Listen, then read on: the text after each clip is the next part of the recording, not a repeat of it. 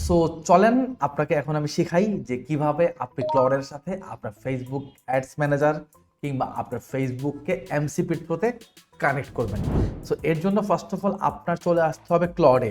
আমি একটা ফ্রি প্ল্যানে আসি রাইট নাও। আপনি একটা ফ্রি প্ল্যানেও আপনি আপনার ফেসবুককে কানেক্ট করতে পারবেন, তবে একটা ফ্রি প্ল্যানের থ্রুতে কাস্টম কানেকশন আপনি একবারই করতে পারবেন। অর্থাৎ আমরা ফেসবুক অ্যাডসকে যে কানেক্ট করবো এটা একটা কাস্টম কানেকশনের থ্রুতে করবো, অ্যান্ড কাস্টম কানেকশন ফ্রি প্ল্যানে আপনি একবারই করতে পারবেন। সো যেই অ্যাকাউন্ট বা যেই ক্লডে আপনি কানেকশন করতে চান ফেসবুককে, বুঝে শুনে করবেন, বিকজ আপনার চান্স একবারই ফ্রি প্ল্যানে। আর আপনি যদি পেইড প্ল্যানে চলে যান, আপগ্রেড করে ফেলেন, তাহলে তো কথাই নাই। ওকে, সো আমরা একটা ফ্রি প্ল্যানে আসি। ফার্স্ট অফ অল আমরা একটু বুঝি ক্লড। আপনি ফার্স্টে ক্লডে আসবেন, ক্লডে সাইন আপ করবেন। ডেফিনেটলি আপনি আপনার ইমেল আইডি দিয়ে সাইন আপ করবেন। সাইন আপ করার পরে এই প্লাস সাইনটা, যেভাবে চ্যাট করি, চ্যাটের নিচে প্লাস সাইনটা ক্লিক করবেন। ক্লিক করলে আপনি দেখবেন অ্যাড কানেক্টরস নামে একটা অপশন আছে। এই অ্যাড কানেক্টরস ক্লিক করলে এইখানে আপনাকে দেখাবে অ্যাকচুয়ালি কোন কোন জিনিসের সাথে আপনার ক্লডের পার্টনারশিপ আছে এবং ক্লড কোন কোন জিনিসের সাথে এমসিপি কানেক্ট করতে দেয়। সো ক্লডের সাথে, অর্থাৎ এই যে দেখেন অ্যানথ্রোপিক্সের সাথে পার্টনার, ক্লড মানে অ্যানথ্রোপিক হইলো ক্লডের মালিক। তো অ্যানথ্রোপিকের সাথে এদের পার্টনারশিপ আছে। আপনি এই প্ল্যাটফর্মগুলোকে ফ্রিতেই ইউজ করতে পারবেন, কোনো সমস্যা নেই। বাট যখনই আপনি ফেসবুক কিংবা ক্লডের সাথে পার্টনারশিপ নাই বা অ্যানথ্রোপিকের সাথে পার্টনারশিপ নাই, এরকম বাইরের কোনো প্ল্যাটফর্মকে নিয়ে কাজ করতে যাবেন, তখন আপনি এইখান থেকে কানেক্ট করতে পারবেন না। তখন আপনাকে কানেক্ট করতে হবে অন্য জায়গা থেকে। সো আমরা একটু ক্লোজ করে দিচ্ছি। ক্লোজ করে দিয়ে আমরা চলে যাচ্ছি এই পাশে। দেখেন এইখানে কাস্টমাইজ একটা অপশন আছে। সো কাস্টমাইজ অপশনে আসার পর এখানে দেখবেন কানেক্টরস অপশন আছে। আপনি কানেক্টরসটা ক্লিক করবেন। এই কানেক্টরস ক্লিক করলে এই যে কানেক্টরসে আসলাম, এইখানে একটা প্লাস আইকন আছে। এই প্লাস আইকনটা আপনি ক্লিক করবেন। ক্লিক করলে এই যে দেখেন একটা হচ্ছে browse connectors. Browse connectors click করলে ওই যে যেগুলো আমরা একটু আগে দেখে আসলাম সেগুলো আপনাকে শো করবে। আর যদি অ্যাড কাস্টম কানেক্টর ক্লিক করেন, তাহলে আপনি একবারই সুযোগ আছে ফ্রি অ্যাকাউন্টে এটা করার। সো বুঝে শুনে করবেন। সো আমি এখন অ্যাড কাস্টম কানেক্টর অপশনটা ক্লিক করলাম। ক্লিক করার পরে আমাকে বললো তুমি একটা নাম দাও। কি নাম দিব?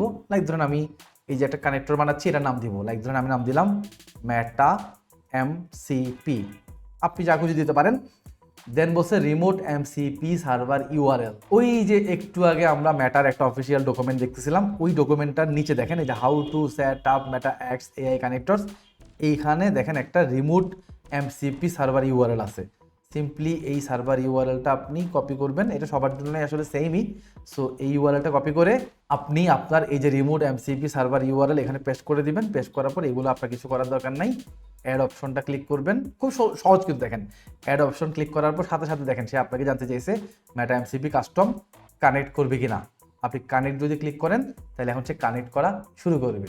ব্যাস, এই কানেক্ট অপশনটা ক্লিক করার পরই মেটা এমসিপি আপনার সমস্ত ওই আপনি যে প্রোফাইল নিয়ে কাজ করতেছেন সেই প্রোফাইলের আন্ডারে যত অ্যাড অ্যাকাউন্ট আছে সবগুলা অ্যাড অ্যাকাউন্টকে সে একটা একটা করে খুঁজে বের করা শুরু করবে এবং সে আপনাকে বারবার জিজ্ঞাসা করবে যে আমি তোমার এইটার অ্যাক্সেস দিব কিনা, ওইটার অ্যাক্সেস দিব কিনা, তুমি কি আমাকে তোমার সবগুলো ফেসবুক পেজের অ্যাক্সেস দিচ্ছ কিনা, তুমি সব ম্যানেজারের অ্যাক্সেস দিচ্ছ কিনা, সব অ্যাড অ্যাকাউন্টের অ্যাক্সেস আমি নিব কিনা।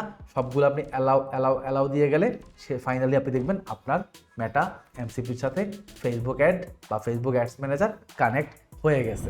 সো আপনার মেটা এমসিপিটা কানেক্ট হয়ে যাওয়ার পর জিনিসটা কিছুটা এমন আসবে যে আপনাকে এখানে কানেক্টরসে দেখাবে মেটা এমসিপি, যেটা আপনি কাস্টম আমরা এখান থেকে করছিলাম, এই যে প্লাস আইকন থেকে অ্যাড কাস্টম কানেক্টর দিয়ে করছিলাম। এখানে দেখেন দেখাচ্ছে মেটা এমসিপি কাস্টম, অ্যান্ড এই পাশে আমার যত যা কিছুর অ্যাক্সেস পাইছে সে সব কিছু দেখাচ্ছে। এই টুলসের সে পারমিশন পাইছে আমার কাছ থেকে বা আমি দিছি তাকে। অ্যান্ড এই মেটা এমসিপিটা এখানে দেখেন ডিসকানেক্ট একটা বাটন আছে। যদি আপনি কখনো ইন ফিউচারে মনে করেন যে আপনি এই মেটা এমসিপিকে ফেসবুকের সাথে ডিসকানেক্ট করে ফেলবেন, আপনি এখান থেকে ডিসকানেক্ট বাটনটা ক্লিক করে ফেলতে পারেন। সো ব্যাস হয়ে গেল কিন্তু আমাদের মেটা এমসিপি কানেকশন। সো আমরা যদি আবার একটু চ্যাট বক্সে চলে যাই, চ্যাট বক্সে এসে আপনি প্লাস আইকনটা ক্লিক করার পর যদি কানেক্টরস ক্লিক করেন, তাহলে আপনি দেখতে পাবেন এই যে মেটা এমসিপি অন আছে আমাদের। এখানেও আপনার যদি মনে হয় আপনি মেটা এমসিপিকে আপাতত অফ রাখতে চান, তাহলে এখান থেকেও কিন্তু আপনি অফ করে দিতে পারবেন।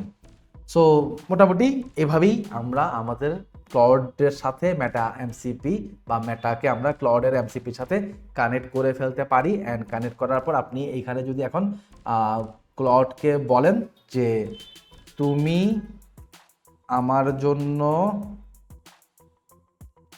আচ্ছা তাকে আমি জিজ্ঞাসা করি আজকে আমার অল অ্যাড অ্যাকাউন্টগুলা চেক করে বলো আমার টোটাল কয়টা অ্যাড চলতেছে।